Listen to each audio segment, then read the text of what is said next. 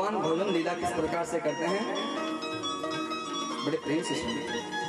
भगवान ग्वाल वालों के बीच में बैठ जाते हैं और सबके घरों से जो कुछ भी लाया हुआ प्रसाद है सबको अपने हथेली के ऊपर रख करके भोजन प्रसाद करते हैं।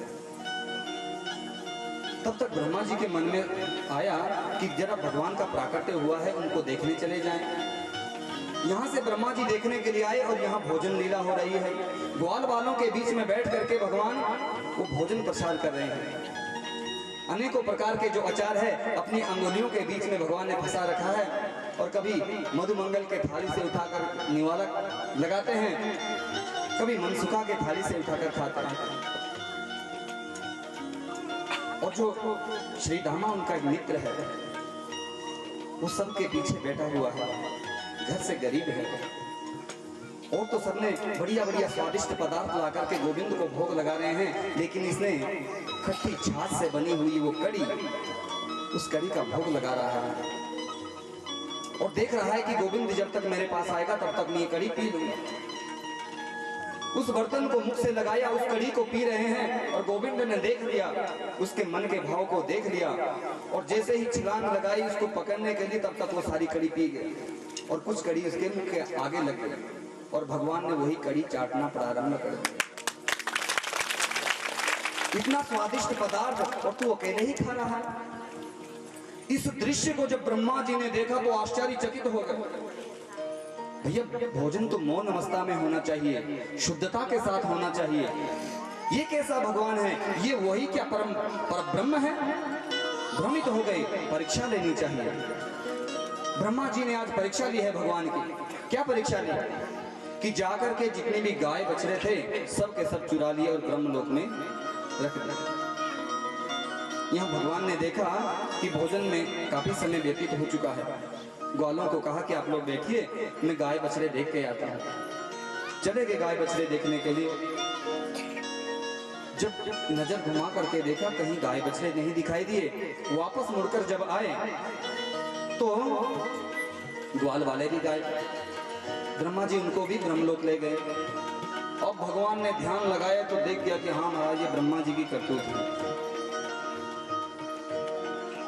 भगवान ने एक बढ़िया लीला रची। देखिए यहाँ पर अनेकों भाव दिए हैं संतों ने। ब्रज के जितने भी गाय है, बछड़े हैं, ग्वालवाल है, गोपियां हैं, जितनी भी माताएं हैं वो गोविंद को अपनाना चाहती हैं। तो आज गोविंद ने सबके मनोरथ को पूर्ण किया है।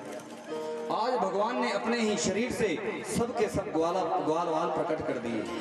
यहाँ तक कि सबके वस्त्र भी भगवान स्वयं बने, लाठी डंडा भी भगवान स्वयं बने, गाय बछड़ा भी भगवान स्वयं बने। हजारों लाखों गाय के रूप में भगवान अवतरित हो गए और एक वर्ष तक किसी को पता नहीं चला वृंदावन में कि हमारा ये लाला है या ये गोविंद है। कोई नहीं पहचान पाया। जब एक वर्ष बीत गया तो एक समय की बात है, ग्वाल वालों ने जो छोटे छोटे बालक थे वो बछड़ा चुगा रहे थे। उन बछड़ों को आगे जहां गाय चुग रही थी वहां चल दिए और गायों ने जब छोटे छोटे बछड़ों को देखा तो मुंह खड़ा करके महाराज बछड़ों की तरफ भागने लगे। दाऊ दादा ने जब ये देखा कि छोटे छोटे बालक, इनको हमने समझाया था कि गायों के पास नहीं लाना बछड़ों को, और महाराज जब दोनों गाय बछड़े मिले तो जो बड़े बड़े बछड़े हो चुके थे जिन्होंने दूध पीना समाप्त कर दिया था, बंद कर दिया था, उनको भी गायों ने दूध पिलाना प्रारंभ कर दिया। और जो बड़े बड़े ग्वाला थे उन्होंने छोटे छोटे ग्वालों को अपने गोद में ले करके सहलाना प्रारंभ कर दिया। ये क्या हो रहा है? कहाँ तो इन्हें डांटना था और कहाँ सहला रहे हैं। बलराम भैया ने जब दिव्य दृष्टि से देखा तो जिस भी ग्वाल को देखते उसके अंदर कोई संत दिखाई दे, संत का दर्शन हो जाए। मानो भगवान कहना चाहते हैं कि मुझसे मिलना है तो सबसे पहले संतों का दर्शन होना चाहिए। हाँ, जरा गौर से और देख जाए तो गोविंद का दर्शन प्रत्येक जीव के अंदर दिखाई दे। बलराम भैया आए और गोविंद के आगे हाथ जोड़कर कहने लगे, भैया ये क्या हो रहा है? जिस भी बछड़े के अंदर, जिस भी ग्वालवाल के अंदर मैं देखता हूँ आपका ही स्वरूप दिखाई देता है। तो भगवान ने सारी हकीकत बता दी। ब्रह्मा जी ने आकर के जब देखा तो वही गाय बछड़ा यहाँ पर है और वही ब्रह्मलोक में है। चारों सिर चकरा गए ब्रह्मा जी के।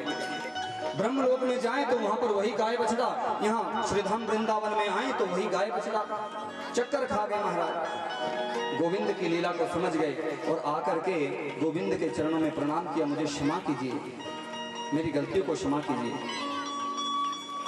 बड़े भाव से आज ब्रह्मा जी ने स्तुति की है भगवान की 40 श्लोकों में, लेकिन भगवान ने इन्हें माफ नहीं किया।